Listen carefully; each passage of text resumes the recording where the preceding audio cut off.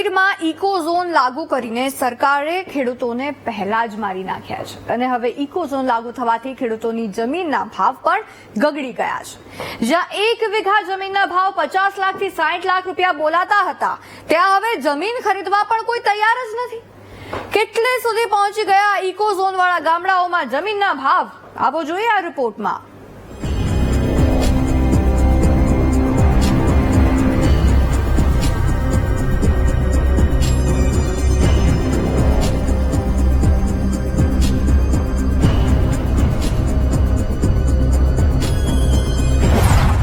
ગીરના ખેડૂતો થવા લાગ્યા પાયમાલ।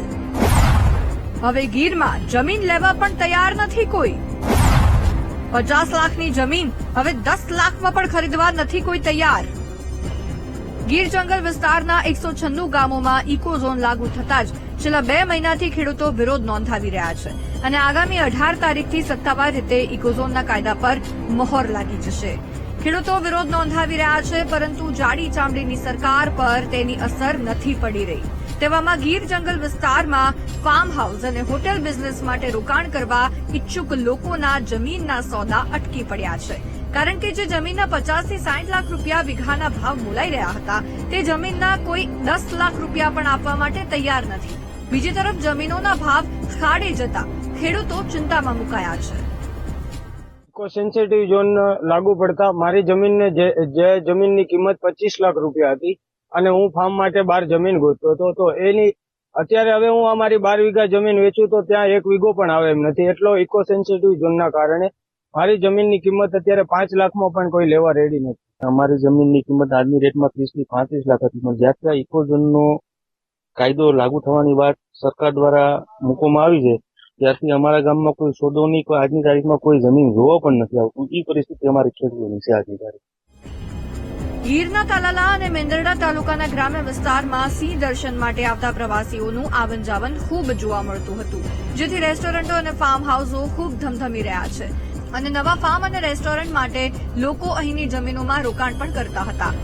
પરંતુ ઇકો ઝોનની અમલવારી લાગુ પડતા જ ભોજદે, ભાલચેર, હરિપર, માલણકા, કરસનગઢ, સાંગોદરા, ચિત્રોડ અને હિરણવેલ સહિત મોટાભાગના ગામોમાં કે જ્યાં પર્યટન ગતિવિધિ શક્ય બની શકે છે, તેવી તમામ જમીનોના સોદા અટકી પડ્યા છે।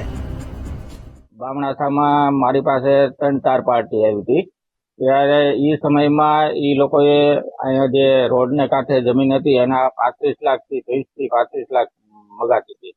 અત્યારે એના નીચે ડાઉન આ ઇકો સેન્સિટિવ ઝોન જાહેર થયું, તેથી બામણાસાના જમીનના ગીર વિસ્તારમાં જે જમીનો આવેલી છે તે બધાના ભાવ અત્યારે 13 થી 15 લાખ જેવું થઈ ગયું। ઇકો સેન્સિટિવ ઝોન લાગુ પડ્યા ત્યારબાદ જમીનોના લે વેચના સોદાઓ સાવ અટકી જ ગયા છે। જેને સાટાખતો થઈ ગયા હતા, જે સોદા થઈ ગયાની વાત હતી, એ તમામ સોદાઓ અત્યારે રોકાઈ ગયા છે। એનું કારણ એટલું જ છે કે હાલમાં કોઈ એમાં બાંધકામ કે અન્ય કોઈની મંજૂરી મળતી નથી, તેથી તમામ સોદાઓ અટકી ગયા છે। ને હાલમાં કોઈ ખેડૂત ખેતી કરવા માટેની જમીનની ખરીદી નથી કરેલી। બહારથી અમદાવાદ, રાજકોટથી લઈને રોકાણકારોએ આ જમીન ખરીદી કરેલી છે, જેમાં રોકાણ કરી અને ફાર્મ કે એવા આયોજનો કરેલા છે, જેથી એ ન થવાથી અત્યારે હાલમાં તમામ સોદાઓ અટકેલા પડેલા છે।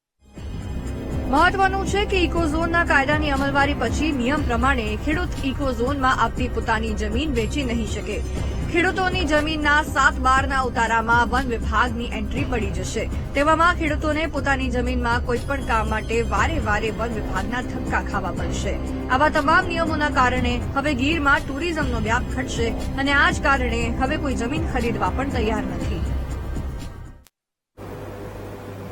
એક રીતે જોતા તો સરકારે ખેડૂતોને ડામવાનું નક્કી જ કરી લીધું હોય તેવું લાગે છે। કોના ફાયદા માટે કેન્દ્ર અને રાજ્ય સરકાર કામ કરી રહી છે તે સમજાતું નથી, કારણ કે વાતો થાય છે સિંહ રક્ષણ અને સંવર્ધનની, પરંતુ હકીકત તો એ છે કે જંગલ વિસ્તારના ગામડાઓના કારણે જ સિંહોની સંખ્યા વધી છે।